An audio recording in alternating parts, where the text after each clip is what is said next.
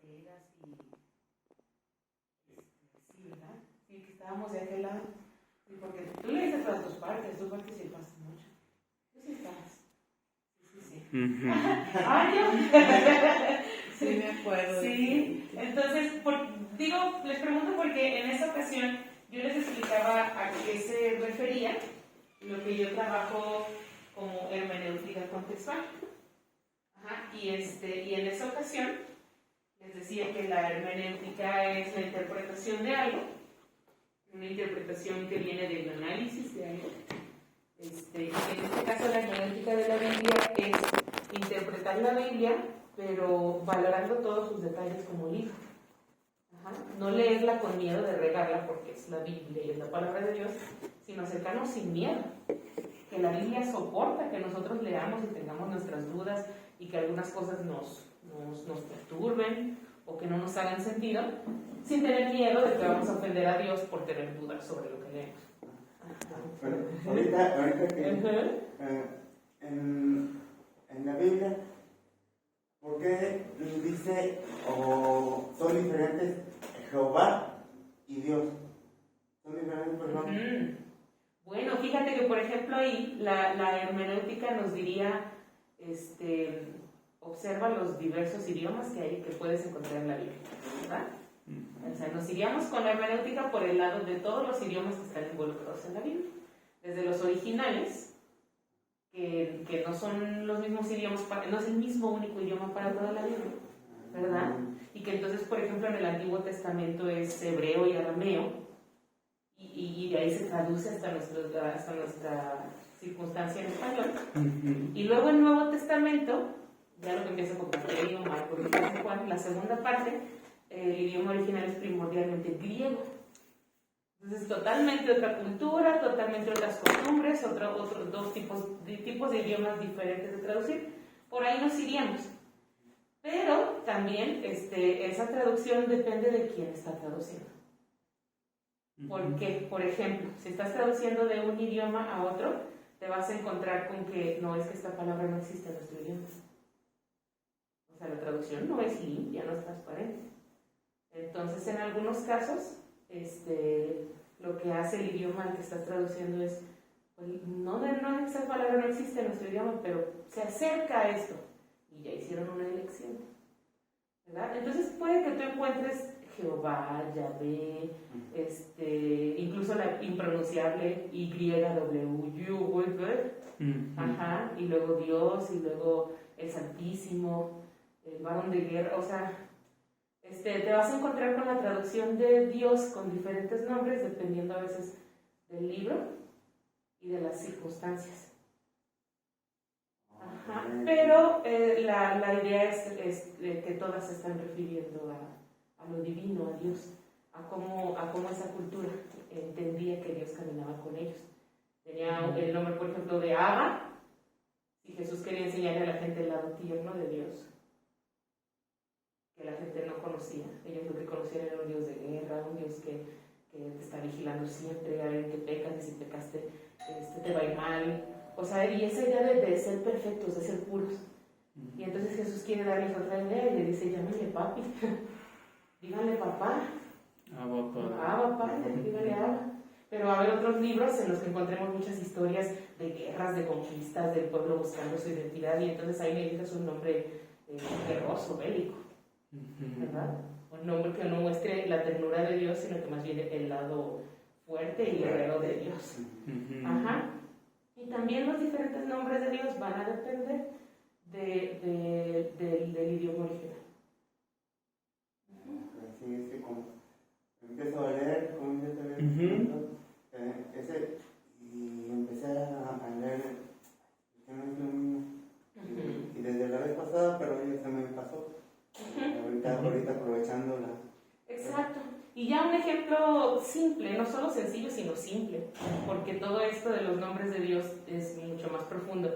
Pero un ejemplo simple, solo para entenderlo, es que, por ejemplo, a Elizabeth Martínez, yo le digo mamá, y esta morra le va a decir abuela, y otras personas le dicen maestra, profesora, pastora, hermana, amiga, ¿verdad? Es decir, tienes una sola identidad, pero distintos nombres dependiendo de quién se acerca a ti, de con qué cercanía o cuál es el tipo de relación que ese alguien tiene contigo.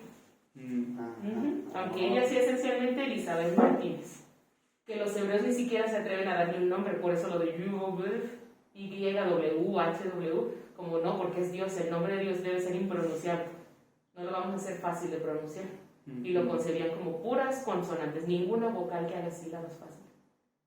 Entonces es como que ese impronunciable es el que nadie puede domar, a quien nadie le puede dar órdenes, no lo puede nombrar, ni siquiera ver, así lo concebían, pero le conocemos por varios nombres, dependiendo de la relación que tengamos. Con gusto. Eso es hermenéutica contextual. ¿Sí? Si yo le digo que está algo muy sagrado, tú no te animas a preguntarlo, porque no vayan a decir, de veras no entiendes, ¿sabes? ¿Verdad? O que, por ejemplo, yo empezara a decir, el nombre de Dios no se cuestiona, así dice y ya. ¿Verdad? Que es lo que también hacemos, por ejemplo, con las personas a las que consideramos, o en las que nos consideramos superior intelectualmente, o en autoridad. Cállate, tú no sabes. Generalmente, ¿quién se le dice? A los niños, ¿verdad? Cállate, tú no sabes. Y de la que nos... Exacto. Y de la que nos perdemos. Todos seguramente tenemos un testimonio de cuando un niño o una niña dijo algo inesperado que dijimos, ¿esta tiene 3 o 30? Ajá. Fíjate de todo lo que nos perdemos. Entonces ese cállate, tú no sabes, porque la Biblia es sagrada, porque la Biblia es la palabra de Dios, no nos enseña nada. Los niños no aprenden y nosotros no aprendemos de los niños porque no los dejamos darnos lo que ellos tienen para dar. Entonces la hermenéutica contextual no es menospreciar a la Biblia, decir es cualquier libro, vamos a leerlo como, y hay que desbaratarlo y hay que decir que tiene partes malas y partes violentas que no encajan. La Biblia soporta eso. Igual que yo soporto que mi esposo me diga la verdad en lugar de que se oculte. ¿Verdad? Y si yo puedo soportar que mi esposo sea honesto conmigo, Dios puede soportar que honestamente queramos entender, aunque nuestras preguntas puedan sonar delicadas. Si yo soporto esa conversación con tal de la honestidad, ¿por qué Dios no soportaría nuestras dudas, nuestras preguntas sobre la Biblia, lo que no entendemos, lo que no nos hace sentido? Y eso es hermenéutica. Esa es la interpretación que hacemos a algo. Y las interpretaciones que le hacemos a la Biblia, de todas maneras, siempre van a estar limitadas. Por eso la hermenéutica vale mucho hacerla en equipo. Porque yo estoy interpretando, pero desde mi lente de mujer, mexicana, de adulto, enfermera. Ajá, y son lentes, y pastora, son lentes que no comparto con ustedes, o alguno que otro, ¿verdad? Pero ustedes tienen otros roles, otras lentes para interpretar el texto que yo no tengo. Entonces también es muy poco lo que logramos si no hacemos esto en comunidad. Sí. Y también hay partes de la Biblia que si interpretamos mal pueden servir más para condenar y para dañar a otra gente o a nosotros mismos que traer libertad. Entonces también eso se disminuye, se limita si se interpreta en grupo. Porque entonces yo doy una interpretación, yo digo, aquí se refiere a esto, y otra persona puede decir, o sea que yo estoy condenado. Bueno, no quise decir eso, y entonces, ¿sabes? En la confrontación nos vamos dando cuenta y limitamos nuestra interpretación según nuestros lentes. Como los salmos ahí, que así que dice para los enemigos solo aquí, como condenando así.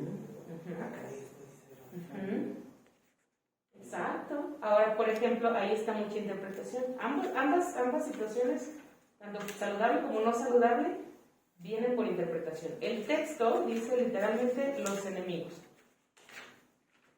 Eso dice.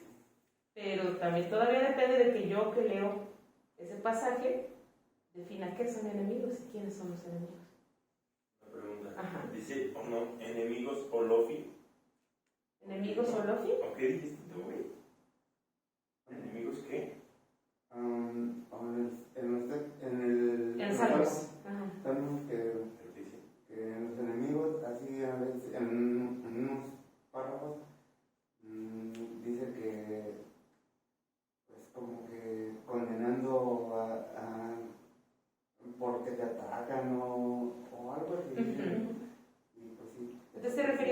enemigos en general? Pues al texto así Como dice el texto, donde dice atacar a los enemigos, que los enemigos perecerán, que los enemigos se despeñarán por la muralla, que los enemigos no podrán hacer nada, todo como eso. que se juntan mis enemigos contra mí. Ajá, sí, ¿no? sí. Planean maldad, reviéntales la cabeza contra las piedras, ¿verdad? Soy así bien sana. Sí, sí. Una novela, una película. Es un buen ejercicio de interpretación. Yo traía mi pasaje, pero vamos a pensar en eso de forma rápida. Los enemigos en los salmos. Si nosotros vamos a interpretar la Biblia respetando que tiene su historia, ¿verdad? Es decir, que están involucrados muchos sistemas económicos, políticos, religiosos, intereses personales, para que tiene su historia y aceptarla.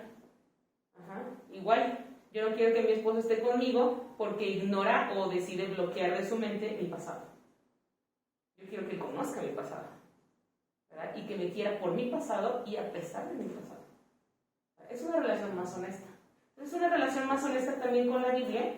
Viene de entender que la Biblia tiene su pasado, que tiene sus historias, que nació en el gobierno de tal, que nació en el país de tal, un libro es de una colonia y otro libro es de una sola persona, y así, ¿verdad? Que cada libro tiene su historia. Entonces pensemos, para empezar, en la Biblia como un libro, lo que tú dices, o como antología, como grupo de libros. El libro de los Salmos en particular, que está en medio. Salmos, Salmos. Ajá, aquí están los Salmos. Si nosotros pudiéramos catalogar los libros de la Biblia en distintas etiquetas como historias, narraciones, crónicas, cartas, literatura, las etiquetas. Salmos, ¿qué etiqueta tendría? Poesía. Poesía. Canciones. Ajá. Entonces por ahí empezamos.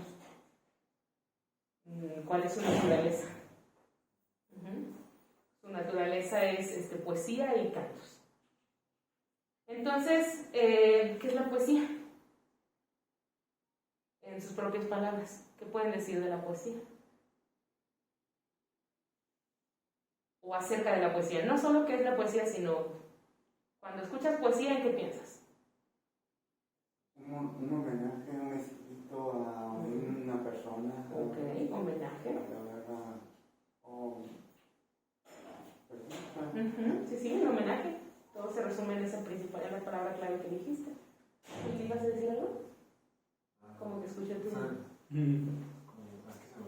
bueno, ahorita vuelve. ¿Qué más? ¿En qué piensan cuando escuchan como una inspiración. Inspiración, cuando escuchan la palabra poesía. Inspiración. Filosófico. ¿Y es filosofía? Sí. Es como una estructura literaria que se escribe en prosa o en rima, pero en este momento, bueno, ahí es más como rima de ideas en el salmo. Una rima de ideas, un salmo. Es una rima de ideas. Como para hacer un círculo de ideas como entretejida con ideas filosóficas. Exacto. ¿Y de dónde nace la filosofía y los homenajes? ¿Y de dónde nace en el ser humano? ¿La experiencia? De la experiencia. ¿De tus sentimientos. Emoción. Es decir, de las emociones. ¿Verdad? Entonces, si nosotros somos justos con el libro de los Salmos y aceptamos que su pasado, o más bien su identidad, su forma de ser, su naturaleza, es expresar emociones, ya sea razonadas o entramadas que se vuelven filosofía, o ya sea simplemente expresarlas, dejarlas salir, ¿verdad? Hacer una catarsis con un escrito y en lugar de ir a gritarle en la cara a ese, ¿verdad? Sí. Decido escribirlo mejor, Sí. y decido hacer canciones y con suerte esta factura, ¿verdad? Sí. La poesía es catarsis, entonces, y si la poesía tiene ese espíritu, ¿qué me parecería en lugar de leer salmos como si tuviera que resolver mi vida porque está en la Biblia? Entender de los salmos que Todos necesitan expresar sus emociones. No importa que estén en la Biblia. No importa que sean personajes asombrosos, importantes. Todos necesitamos expresar nuestras emociones. El Salmo se expresa a través de poesía. ¿Qué emociones hay en derriba a todos mis enemigos que conspiran contra mí? Dice Salmo. ¿Qué emociones hay detrás de eso? ¿Dónde dice eso? Te voy a leer uno literal. 139. El Salmo 139 es algo largo, pero lo voy a resumir. En el primer párrafo, esta poesía dice: Dios, tú lo conoces todo. Tú estabas incluso consciente de mí cuando era un embrión. Y ni siquiera se habían hecho la prueba de embarazo. Y tú ya sabías que yo estaba ahí. Y tú ya me estabas tejiendo. Y luego en el siguiente párrafo, para que veas esta poesía, dice: y estás en todos lados. Si yo tratara de huir de tu presencia, si quisiera irme a lo más profundo del mar, ahí te encuentro. Si dejo mi país y me voy al que está diametralmente opuesto, ahí tú estás también. Y si vuelo a las estrellas, a lo más lejano del cielo, ahí tu mano también me guía. Estás en todos lados. Nadie puede escapar de ti. Y lo dice en una poesía cariñosa, en el sentido de escapar de ti como que te fuera a hacer algo malo, sino que no importa dónde rayos estés, ahí está Dios contigo. Ajá. Puede que no te vayas hasta lo profundo del mar, pero sí te sientes hasta allá en la depresión. Ajá. O puede que no vueles hasta donde no hay oxígeno, literalmente, pero también hay cosas que te sobrepasan. Ajá. Entonces quizá no vueles súper lejos o nades hasta lo más profundo y que ahí esté Dios, literalmente, pero sientes emociones. Ahí donde tú estés, no, aquí Dios conmigo no está porque soy culpable de esto y de esto y de esto y de esto. Esta poesía dice otra cosa. No, es que yo no valgo nada, es que la vida para mí, ¿verdad? Ahí está. Estaba con el discípulo Juan, que se recostaba en el pecho de Jesús, y estaba con Judas mientras se amarraba, porque no pudo con la culpa de haber entregado a su amigo. Y ahí está en todos lados. Judas no se salvó, le pesó demasiado. Pedro hizo también algo similar, pero logró encontrarse con Jesús de manera que regresó, o soltó sus deseos de morir también. Él se salvó, Judas no, con los dos estaba Dios, dice este poema. No hay nada que supere a Dios como para que te deje de querer, ¿verdad? Fíjate la magnitud de este puesto. Y luego en el siguiente párrafo dice: y tú todo lo puedes. Todo aquello que para mí es difícil, para ti no lo es. Y todo aquello que yo no puedo entender porque sucede así, tú ya lo comprendes. Y por eso sigues ahí. Y luego, para terminar este hermoso poema de Dios, tú me amas y estás en todos lados y lo sabes todo y lo entiendes todo. Luego dice: oh Dios, quítale la vida a los malvados. Sigue siendo el mismo poema. Y aleja de mí a los asesinos, a los que hablan mal de ti y se levantan en vano en contra tuya. Señor, ¿no odio acaso a los que te odian y desprecio a los que te desafían? Los odio con toda mi alma. Los considero mis enemigos. Dios no va a decir: ay, sí, amiguito, ¿verdad? Que dijo Jesús: no odias hasta por tu propio bien, ¿verdad? No, y menos en nombre de Dios. Te odio en nombre de Dios, ¿verdad? Pero el poema sigue. Y lo pusieron en la Biblia en lugar de decir: ay, chiste, pero ¿por qué termina este poema tan bonito así? Lo dejaron ahí. Porque Salmo se trata sobre expresar tus emociones y validarlas todas. Aquellas en las que te sientes en las nubes y aquellas en las que odias. Los considero mis enemigos, oh Dios. Sin embargo, termina diciendo: examíname y reconoce mi corazón. Ponme a prueba, reconoce mis pensamientos, mira si voy por el camino del mal y guíame por el camino eterno. Es decir, valido mis emociones hermosas, mis emociones de belleza, de tú lo llenas todo, tú estás en todos lados, nada puede hacer que me dejes de amar. Y también valido mis emociones de: ¿por qué no les cae un rayo ya? El mundo sería mejor. Ajá. Y está Dios en la poesía amable, en las emociones tranquilas. Y está Dios contigo en las emociones intensas de odio, de deseo de muerte propia o de muerte de otros. Venganza. De venganza. Que en nuestra mente consideramos, cuando tenemos estas emociones tan intensas, que la venganza sería justicia. blanco y negro, yo creo que sí hay venganzas que son justicia, pero, ¿verdad? En cuanto está la palabra venganza ya estamos perdiendo parte de nosotros, ¿verdad? Pero ahí está Dios, y ahí está en el poema. Nadie cercenó ese poema, diciendo, o se me hace que eran 2 poemas y se le olvidó ponerle el numerito, ¿verdad? Este es un poema bonito y este es un poema de miedo, cortito, pero de miedo. No, es un solo poema. Ahora, podemos llegar a ese tipo de conclusiones si respetamos la naturaleza, gracias por la palabra, si respetamos la naturaleza de ese libro, y ese libro es poesía, ¿verdad? Ya entonces yo, si hago ese respeto del texto bíblico, ese tipo de hermenéutica contextual, porque es de nuestro contexto hablar de emociones, si hacemos ese tipo de hermenéutica, podemos llegar a este tipo de conclusiones. Y yo no tengo que entonces decirte, bajo otro tipo de interpretación que no respete la identidad del libro y la naturaleza humana que hay en el libro, que no es algo 100% Dios o algo intocable. Es un libro para eso, para que esté cerca de nosotros.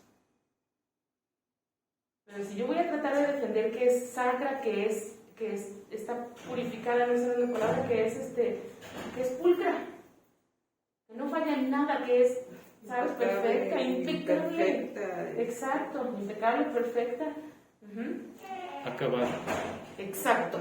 Con absoluta sabiduría. Yo voy a tener que empezar un diálogo en el que para justificar esa impecabilidad, esa pureza, para tener que justificarla, yo te voy a decir, bueno, mira, pues los enemigos serían los enemigos de Dios, ¿no?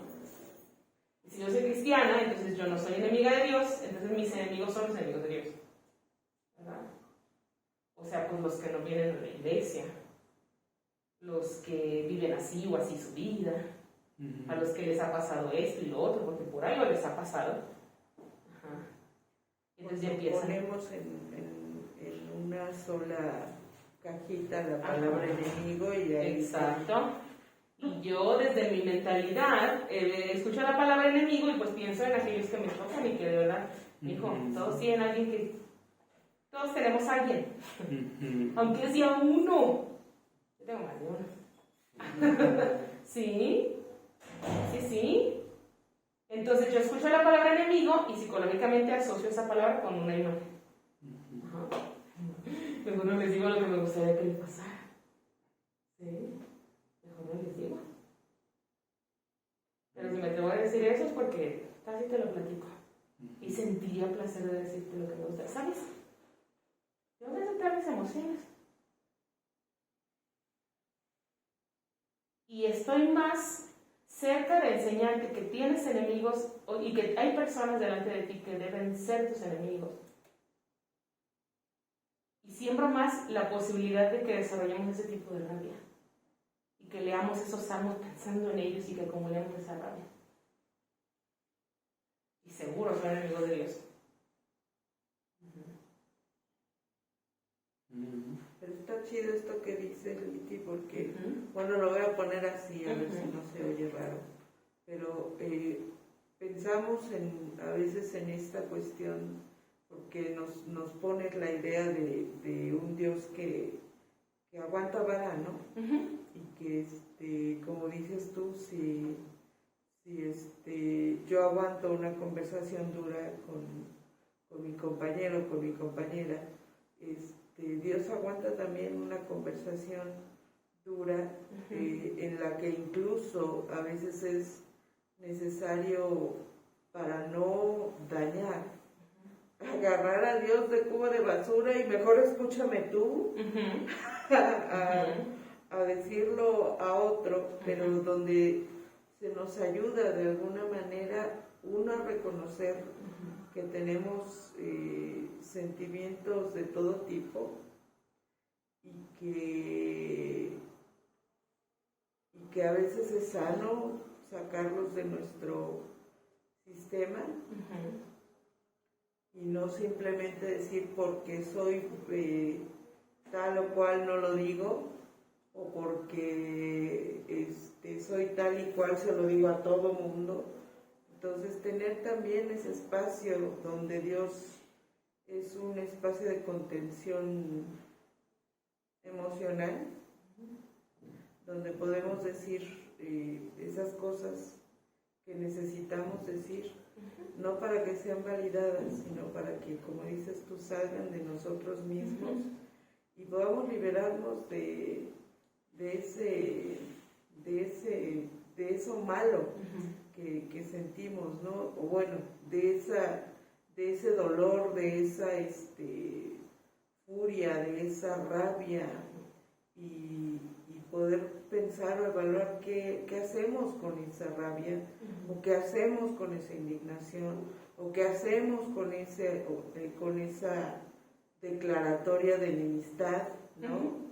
Está chido el poder tener a alguien que te escucha como pudiera ser Dios, y que lo puedes agarrar de cubo de basura y que no te juzga, ¿no? Y que no te dice no debes de pensar esto. O va a disminuir su amor por ti de una sí, persona por que eras diferente. Está bien padre cómo lo resumiste, Liz, con una confesión abierta. Y nos gustaría mucho escucharles también a ustedes cuando tengan la oportunidad, para tratar de ser como bien puntuales, ¿verdad? Lo que estás diciendo está padrísimo. Esa confesión directa puede quizá, no sé, tú me educas, o el grupo, que algún día fraguar quizá en una confesión comunitaria a lo mejor, o personal, abierta y puntual, práctica, sencilla, así como lo estás diciendo. Está padre, está muy padre. Sí, y ahorita pues porque estamos grabando la clase, ¿verdad? No les voy a pedir que digan nada personal. Pero, les voy avisando, bebés. No. Pero podemos hacer ejercicios similares. Para que ya después tú, en confesión con alguien de tu entera confianza, o en confesión solamente, autoconfesión, en la que lo dices, pero lo dices en voz alta. Si lo piensas, no tiene caso. Si lo dices, tú te escuchas. ¿Verdad? Que es también la importancia de la oración. Es una importancia psicológica. Sí, Dios te escucha. Es la función del Padre Nuestro. Exacto. Líbranos del mal. Exacto, sí. Una oración, la importancia de una oración es esa. Sobre todo si la haces en voz alta. Que Dios te escucha, que tú tienes la conciencia de que eres escuchado por alguien más. Pero psicológicamente tú te estás escuchando también. En la propia historia. Sí, no sabes, yo me sentí chido ahorita que yo te dije, no sabe las cosas que me gustaría ver que le pasen. ¿Verdad? Yo lo sentí chido. Ahora. Sí, no importa que de repente digas, ay, como que sí tiene ojos de loco y ya se los vi. No se los arreglaron nada. No, pero también está padre porque tenemos necesidades distintas, ¿no? Exacto, pero fíjate. Excelente. Yo, aunque no lo diga, lo voy a pensar, ¿no? Pero no se los digo, no está acá. Y si además tengo el peso que le queremos dar a la Biblia también para generalizar, de que es pulcra, de que es perfecta, de que es pura. Entonces yo como pastora, pues yo también debo ser pulcra, debo ser pura. Entonces, ¿cómo me voy a atrever a decir ese tipo de cosas? Intachable. Nada más me hace daño a mí misma y luego yo así les quiero enseñar a todos. Que no hablen de sus malos pensamientos porque es pecado. ¿Verdad? Entonces yo les cargo también mi trastorno, ¿sí? De culpa. Sin embargo, yo dije eso delante de ustedes y yo misma, por decirlo y escucharme a mí misma, decir lo que dije y que me liberó tanto de repente yo misma, ay, mi hija, sí, ¿sabes?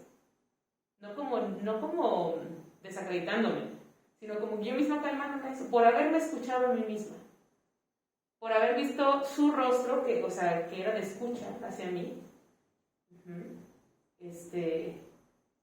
Yo misma pude calmar eso. Sí, mi hija, no. Y no cargues ese karma porque viene una criatura, ¿verdad?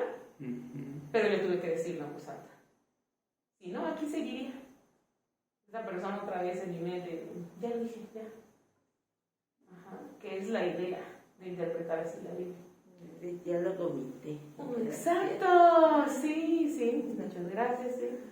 Ay, ya no me duele la cabeza. Ya no me duele la ¿verdad? panza. Sí, tanto que de haber sabido vomitaba hace 2 horas que me sentí mal. Sí. Y yo reteniendo, nada más me hace daño. Entonces viene siendo más o menos como la tribuna, así como los alcohólicos en drogadictos de dije, a veces veces es necesario subirse a la tribuna y expulsar las cosas que hemos hecho y nos han hecho así, sentirnos un poco liberados.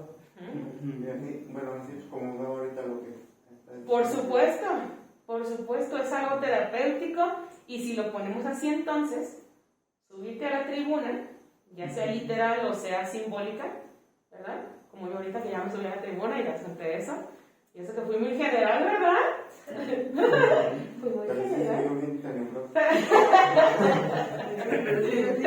Pero sí me noté sus ojos de loca. Subirte a la tribuna, literal o simbólica, si lo vemos de este modo, entonces, partiendo de los salmos, que tú lo propusiste, gracias. Me gusta este curso en lugar del pasaje que yo traía.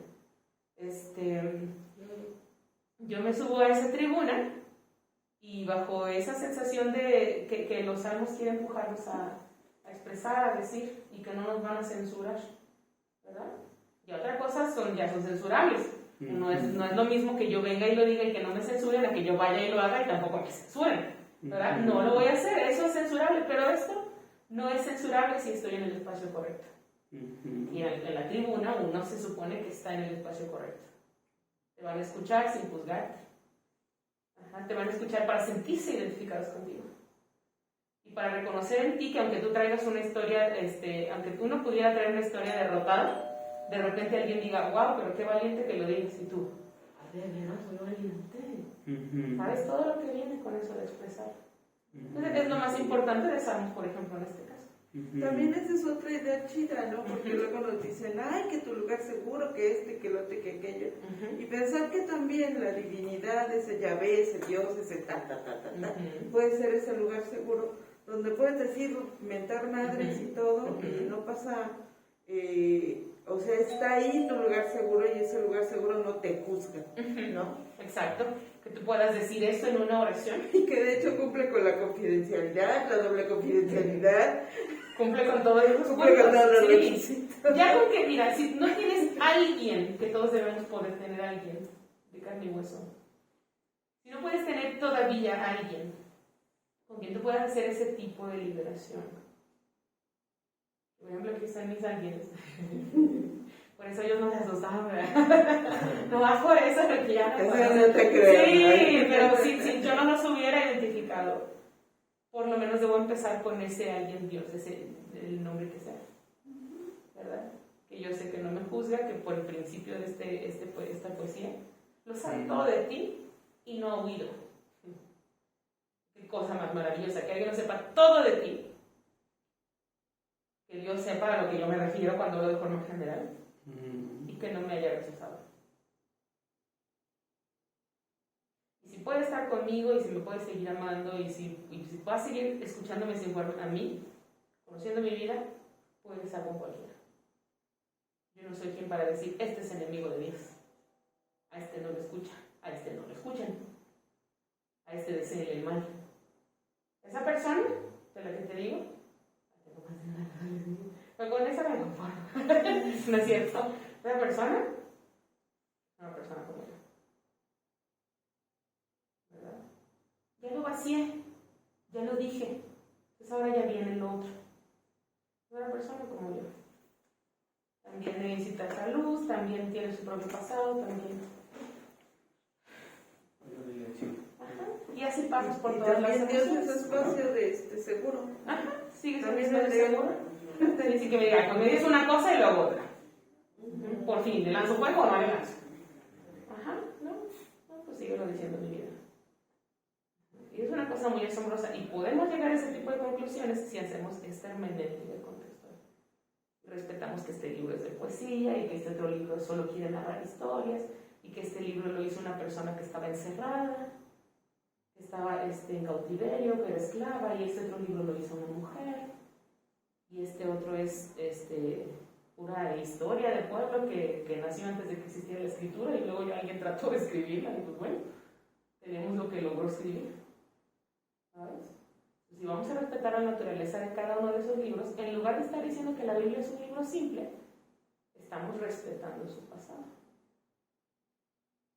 Y la relación nuestra con la Biblia es más inteligente, más saludable, más ligera. No sé, no sentimos la presión de tener que defender a la Biblia o defender a Dios cada que alguien tiene una opinión distinta. Se defienden solos, ¿no? Una relación más saludable. Y sí, se defienden solos. Una vez Jesús estaba bien molesto porque su primo Juan el Bautista, porque sabe, ¿no? Dice Juan el Bautista, poniéndole nuestras palabras, Juan el Bautista, ustedes, porque él vivía lejos de la gente y comía insectos y miel silvestre y era como un monje que vivía en el desierto, le decían loco.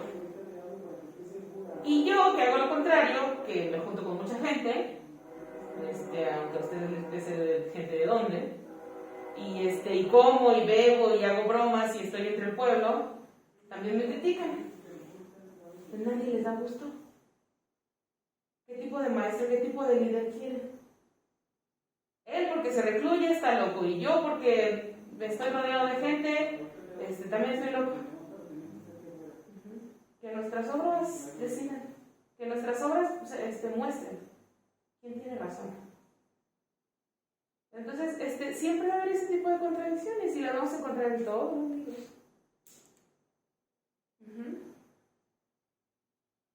Y no todos vamos a entenderlo de forma diferente. Yo quisiera preguntarles, ¿podrían pensar en algo que para ustedes puede ser ofensivo? Y que no necesariamente la gente lo va a entender porque para ellos no es ofensivo. O sea, algo que a ti te ofendería. Ajá, por ejemplo, esto me ofende, tal cosa me ofende. Pero no creo que todos me entendieran porque pues para los demás eso no necesariamente es una ofensa, pero a mí me ofende. El cual yo no entendí eso. Ajá, vamos a ver si, por ejemplo, alguien puede decir, no me gustan las bromas sobre las suegras. Ajá. Pues todo el mundo lo entiende como un chiste y se ríe y todo, pero yo soy una buena suegra. Todas esas bromas que hacen de las suegras es ofensivo porque ahora sí significa que soy una mala persona porque estoy en calidad de suegra. Pero la gente pues no lo entendería. Nada más alguien que se sentara conmigo y escuchara mi historia. ¿Verdad?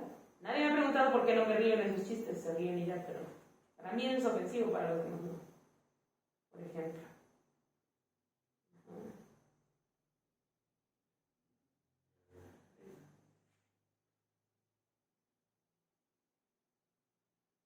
Si no encuentras algo ofensivo, puede ser algo que, por ejemplo, para todos es tan importante esto. Para mí no. Yo no lo considero importante. Y si yo dijera que no es importante, me echo muchos enemigos. Pero yo no lo considero importante, aunque los demás sí.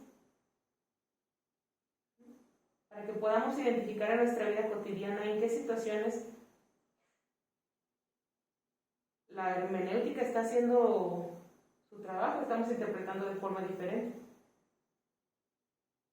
La gente que se ríe de los chistes de suegras está interpretando eso de una manera.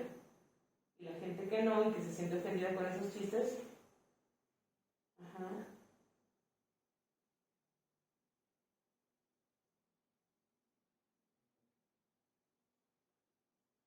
Por ejemplo, también un poquito eso. A lo que escribió esa persona, no sé, no recuerdo el nombre de quien hablaba ahí, pero cómo se expresaba la ira que traía ahí cuando... ¿Qué le dijo Dios a él? Ese salmo termina así. No hay respuesta. Pero entonces, ¿sí es de Dios o no es de Dios? Si es de Dios, Está haciendo catarsis.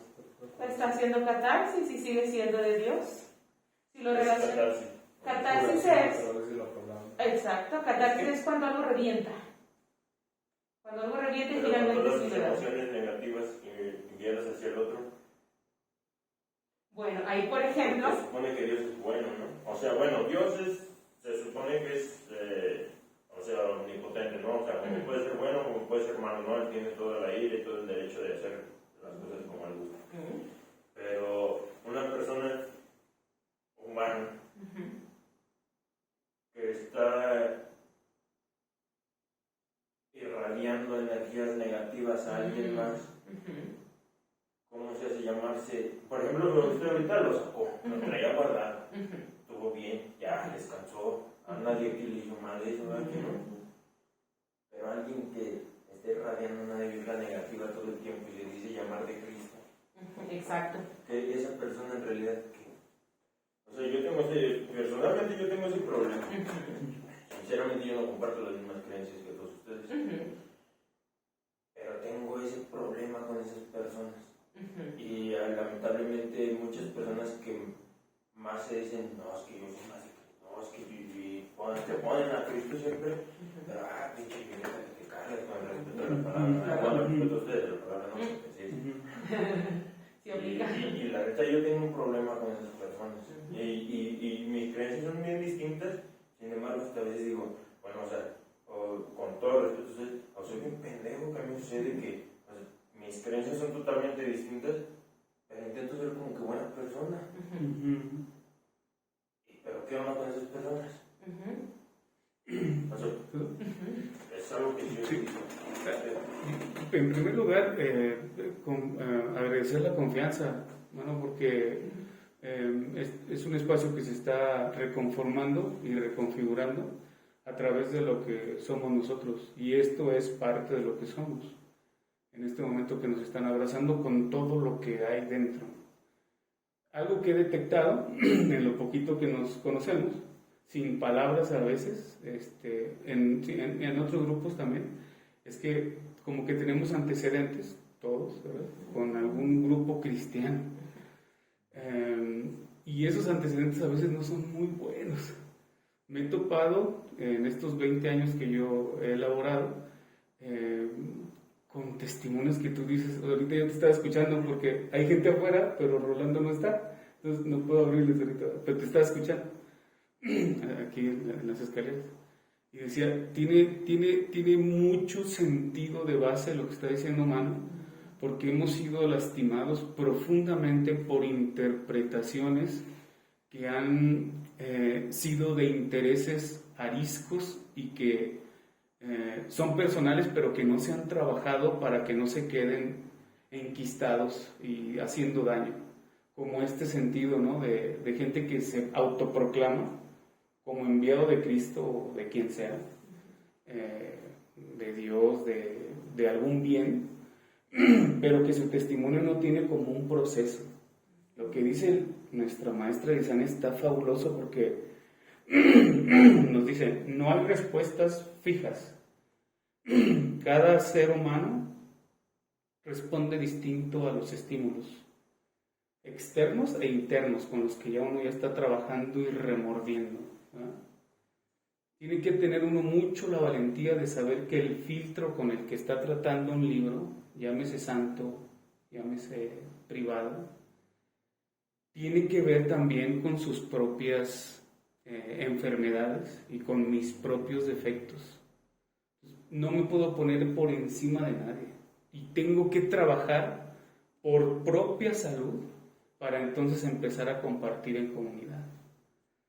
Inclusive si dura un tiempo determinado, para cada gente es distinto el tiempo, de enojo, de ira, la negación iracunda, de ese de que de aquí no me sacan, a ver, yo no voy a pensar de otra cosa, porque ahorita lo que traigo entre ceja y ceja es esto, o a este o a estos. Imagínate que llegue con un mensaje disque divino y que diga, Dios me dijo de todas estas patrañas que se han utilizado para sacar dinero y para sacar a gente y para chupar espacio y para chuparle vida a la gente y para juzgarla y para tenerla aplastada y para que no piense, porque para ellos o para sentirme acá arriba y el otro sí, así, sí, ¿no? sí, porque para ese grupo se oye bien duro y qué bueno que se queda grabado. Te digo, esto se sube a YouTube y quien quiera pues se mete con nosotros en diálogo, ¿no? Para que no se quede encerrado. Esta gente de verdad que le ha hecho daño a nuestro pueblo, man. De verdad, nos ha sacado de todo, man. O sea, de verdad, man. Y con la sangre nuestra han fundado sus pinches templos. blasfemia, como quien diría. y su maldita religión, man. Porque lo hacen en base, como dijo nuestra maestra, a una emotividad insana y maligna, porque no nos permiten sacarlo. Imagínate si alguno de nosotros va a un espacio tradicional y saca esto, nos sacan a nosotros primero. O sáquese usted aquí, que me están dañando las mentes de los jóvenes y me le está incitando para el mal. Te agradezco de verdad, porque son problemas cruciales. Y por eso venimos aquí, por eso tenemos clases de hermenéutica. No es la única clase, pero es una clase bellísima. Tenemos clase de simbólica. Ella nos va a dar simbólica. Las dos están bien preparadas. O sea, es un milagro. Fíjate, y ya me callo porque tampoco es bueno que hable tanto, ¿verdad? Pero es un milagro que ellos dos estén aquí, es gente como bien abierta y no te las vas a hallar, es difícil que te las halles en un espacio religioso, a unas mentes de este tamaño, o sea, no te las vas a hallar, te las vas a hallar en universidades en otros países, te las vas a hallar en universidades en este país, en este estado, pero no dando clases de religión porque no se puede, es dificilísimo, es complejo. Ahorita, por ejemplo, les pregunto así con toda honestidad, ¿habían escuchado alguna vez una interpretación como esta en algún grupo religioso? No. Es difícil, porque ellas precisamente, si se atreven a entrar a un grupo religioso, antes de que entren ellas y su pensamiento, primero que se acabe el templo. Porque esto no... y luego se menciona como dañino. Es que usted es de Satanás, ¿por qué anda mencionando esto? Porque Satanás viene a hurtar, robar y destruir. Cuando a veces hay que romper la mente para volverla a rehacer. Y ellas nos ayudan en eso. Primeramente, gracias. Y gracias, Luis, por animarte.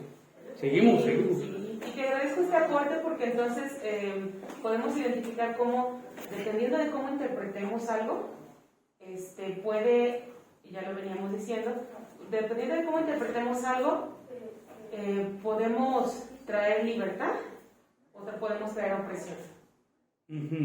Como por ejemplo la opresión que como él lo menciona, compartimos en el hecho de ser lastimados por personas que proclaman estar para ayudarnos, que proclaman tener a Dios en su vida, proclaman ser enviados de Dios. Conocemos gente que puede dar razones públicas de por qué hace algo y en secreto nos están lastimando, o en secreto nosotros nos damos cuenta de cómo es su vida. Entonces, la interpretación, la hermenéutica también nos va a ayudar a liberar ese tipo de pasajes que en realidad, lejos de contradecirse con lo que tú dices, reafirman lo que acabas de decir. Así es. Entonces, según el tiempo que tenemos todavía, Sí. Por ejemplo, 1 hora de 7:30, 8:30, Sí. vamos a ver otro pasaje. Ese no está en el Antiguo Testamento, elegiste Salmos en el Antiguo Testamento, yo voy a elegir uno del Nuevo Testamento. No lo voy a leer, vamos a ver si lo recuerdan, es posible que lo hayan escuchado. En los Evangelios, en los libros que están para hablar sobre la vida de Jesús y sus enseñanzas, hay un episodio en el que Jesús dice: si alguien te abofetea en una mejilla, Sí. ponle la otra. Sí. ¿Qué te parece leer eso en la Biblia después de lo que tú nos acabas de compartir? No, o sea, no solamente debo soportarlos y no solamente debo justificarlos y no solamente debo yo guardarme todas mis emociones, o sea, además yo tengo que permitirles que me sigan lastimando, ¿verdad? Esa es la primera interpretación que salta a la vista. Pero si usamos la hermenéutica contextual otra vez para reconocer su trasfondo histórico, ese pasaje está diciendo todo lo contrario de la interpretación que acaba de saltar a nuestra vista. Atrévete, cabrón. Exacto. Porque yo creo que otra cosa que pudiéramos pensar, pensando en lo que en la pregunta que tú hacías, ¿cómo te llamas? Manuel. José Manuel, perdón. Pensando en la pregunta que tú hacías, es que, o sea, tu pregunta venía de una conversación previa, ¿verdad? O sea, de todo lo que estaban platicando entre nosotros, de todo lo que dijo Liti. Y yo creo que la Biblia también tiene conversaciones previas, ¿no? Entonces, esta afirmación de pon la otra mejilla tiene una conversación Por eso enseguida anterior, no es una reaccionamos. respuesta a algo. Y eso es lo chido, Sí. que tiene la hermenéutica contextual. Exacto. Entonces entiendo es eso, ¿no? Exacto. El entender las conversaciones previas a lo que estamos leyendo. Sí, todo lo que ya hemos aprendido antes en nuestra niñez, en cómo nos criaron, todo lo que hemos aprendido de las cosas que nos hayan podido decir en la Biblia, hicieron que cuando tú escuchas, cuando alguien te abofetea en una mejilla, pon la otra, en lugar de que alguien dijera neutralmente, ¿por qué? Reaccionamos así. Por todo lo que ya hemos aprendido previamente, y es bueno reconocerlo, y es parte de la hermenéutica contextual. Esto lo pensé así enseguida porque yo lo he vivido, me han dado en la mejilla de repente yo, por la otra, como ¿por qué dice eso en la Biblia? Y nos choca. Ahora, vamos a reconocer el trasfondo histórico, cultural, social, el que toque. Y lo vamos a hacer en poquito tiempo. En este caso, que ya de hecho ya él lo dijo, ¿verdad? Ya él dijo la conclusión. Para la cultura judía, para la cultura hebrea, existe la dualidad de lo que es puro y lo que es impuro. Entonces, eso se saca por conclusiones. No hay un libro que tenga el listado de todo lo puro y impuro. Todo lo impuro es lo banal, lo humano, lo que es malo, y todo lo puro es lo que es de Dios, lo bueno, lo aceptable, lo bueno. Hablando de las partes del cuerpo, para resumir, tu parte frontal es pura, tu espalda es impura. Y muchas de esas cosas las arrastramos hasta hoy en día, ¿verdad? Porque enseguida yo, ¡ay, perdón, te estoy dando una espalda! ¿Verdad? Entonces, rostro impuro, puro, impuro. La mano, puro, la palma es pura, y el dorso es impuro. Y hablando de las manos, la derecha es pura, obvio, y la izquierda es impura. ¿Hay algún sur entre nosotros? Dos.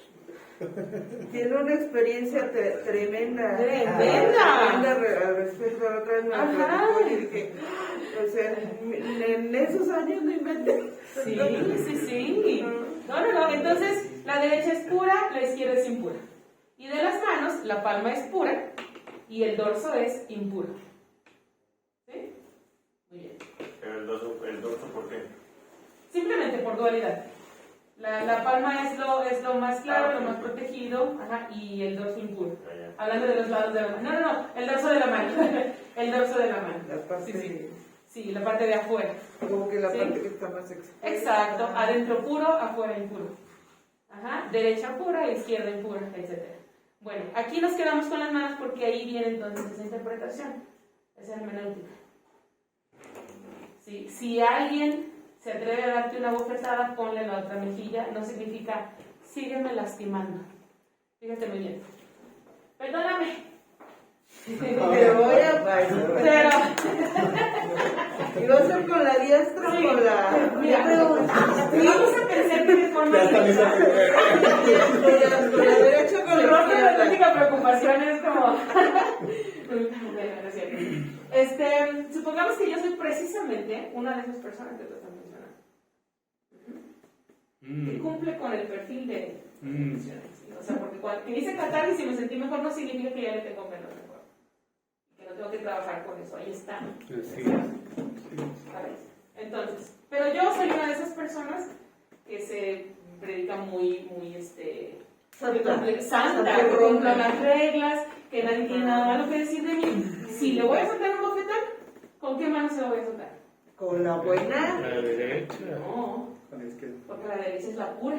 Ah, sí, en No realidad. voy a dejar, yo mi mano derecha Está limpia. no la voy a usar para tocar a alguien que considero menor que yo. ¿Sí? Ahora, ¿cómo crees que duele más? Ay, ¿así o así? Así. Pero además, esto es puro, bebé. Esto es impuro, con esto sí lo puedo tocar. Y yo con ese nombre que me doy de muy santa, de muy correcta, de que yo todo lo sé, Y en ese tipo de rostro que me doy, estoy haciendo mal, estoy irradiando esa energía a los demás. Tengo que encontrar el modo de vencer esas leyes y de decir, con esto sí le puedo dar quizás. ¿Sí? Ahora, voltea tu mano hacia donde yo te golpeé, simbólicamente, ¿verdad? Digo, voltea tu cabeza, perdón. Así. La película. Entonces, ponme la otra mejilla. Ahora ponme la otra mejilla, ligeramente. Exacto. No puedo hacerlo con mi lado puro. Por eso es eso del símbolo. Entonces te atreviste a tocarme con tu mano impura. Tú que eres tan perfecto, usa tu lado puro. Usa tu santidad, usa tus reglas, usa tu pulcritud, usa tu nombre delante de los demás. Dame con la mano limpia. Que es como, por ejemplo, me dices esto en secreto. Y me agarraste sola y en curva para decírmelo. Ay, la catarsis viene otra vez a mí. Ajá, bajo tus principios, en tu casa. ¿Sí? Y en un momento de vulnerabilidad mío. Dímelo en público, güey. Atrévete. Ahora esta parte con tu nombre santo, con todas tus etiquetas de buena persona. Eso que me dices agarrándome en curva y sola, dímelo en público. Dímelo delante de la gente que te admira. Con toda tu pureza. Hazlo con tus etiquetas de profesor, de pastor, de maestra, con esa etiqueta de gente honrada del pueblo. Entonces de repente, si alguien te da la mano, te bofetea, golpea una mejilla, ponle la otra. No significa, sí, sígueme lastimando, me lo merezco. O porque soy hija de Dios, ¿verdad? No debo hacer guerra en sí. Ahora que lo leemos de repente es, confronta, mija. Confronta, es lo que está diciendo Jesús. Entonces, no estamos leyendo a un Jesús que diga, acéptales todo, tú sé dócil, vence el mal con el bien. ¿Tú crees que lo habrían buscado para matarlos y hablar así como filoso, felizmente marihuano y, ¿verdad? Las flores y cuando estemos allá en el cielo? ¿Por qué lo mataron? ¿Por qué nos matan a nuestra gente hoy día? Por denunciar. Por denunciar. Por denunciar. Nos acaban de matar 2 mujeres en el ministerio público. Sí. Por denunciar violencia de género. Jalisco, sí. En el ministerio, dentro del ministerio nos balacearon. A la mamá y a la hija. Jesús se andaba. ¿Sí? Obsérvalo todo, analízalo y si eso no es saludable, bótalo. Si esa persona no es saludable, bótala. Porque andaba denunciando ese tipo de injusticias. Él decía, escuchen todo lo que dicen los maestros de la ley, aprendan y hagan lo que dicen, pero no hagan lo que dicen. Así que tu intriga, tu interés por esta confrontación que se hace con la Biblia de que seas santo y tranquilo y pacífico, lo que mencionas es verdaderamente parte de la médula de la enseñanza de Jesús. Y por eso hacemos este tipo de hermenéutica, porque en la hermenéutica aceptamos la confrontación en lugar de entrar en negación, ¿verdad? Como la negación precisamente que se quiere enseñar con ese pasaje de, eso que hizo me lastimó. No, aquí está la otra mejilla, vuélvelo a hacer. Es la negación. Negación de lo injusto que te acaban de hacer. Entonces, si te fijas, haciendo este tipo de hermenéutica, le sacamos lo bravo y lo astuto y el análisis y esa catarsis, ese reventar de decir, esto es injusto, no lo quiero ya. La hermenéutica contextual nos permite eso, porque abordamos las emociones de la gente, su sentido de justicia, no lo que según algunos es justicia en la Biblia. ¿Es justicia para ti? Pregunta la Biblia. Es como ser bueno, pero no dejarse, ¿no? Es un punto y otro punto es abusar de...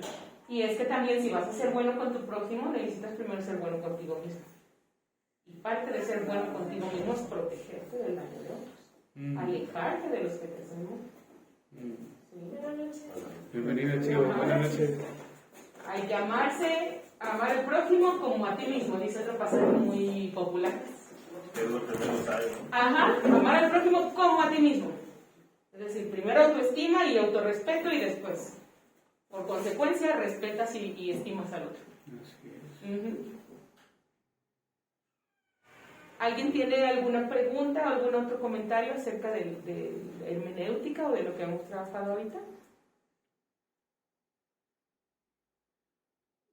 Tenemos los videos en YouTube de Génesis, porque se me hace bien padre que el relato, como lo cuenta Liz, sea parte de nuestros relatos y de nuestra forma de interpretar el mundo y la realidad y lo que en ella habita. Y es importantísima esta clase porque nos invita a ver otros tipos de causas, otras formas de entrarle a la Biblia sin sentirnos culpables y sin que se nos cercene o que se nos invite a dejar de ser para pertenecer a cierto grupo o lugar. Te agradecemos bastante, Liz, y abrimos el espacio de preguntas porque, bueno, vimos cosas bien lindas. Y ahora con Éxodo, quizá a lo mejor nos vamos a brincar Levítico, Números, Deuteronomio y lleguemos a lo mejor a Salmos o a Proverbios o a Cantares o algún libro histórico que te guste, algún personaje, pero yo ya me acerco a la Biblia y aunque la he tratado de estudiar con maestros y maestras y he tratado de compartirla, tu filtro y tu presencia también nos ayuda un chorro. Yo cuando leo la Biblia, haz de cuenta que te tengo un lado, sobre todo Génesis, ahorita que me vas, Liz nos enseñó esto, nos practicó esto, y sumamente agradecido. Abremos el...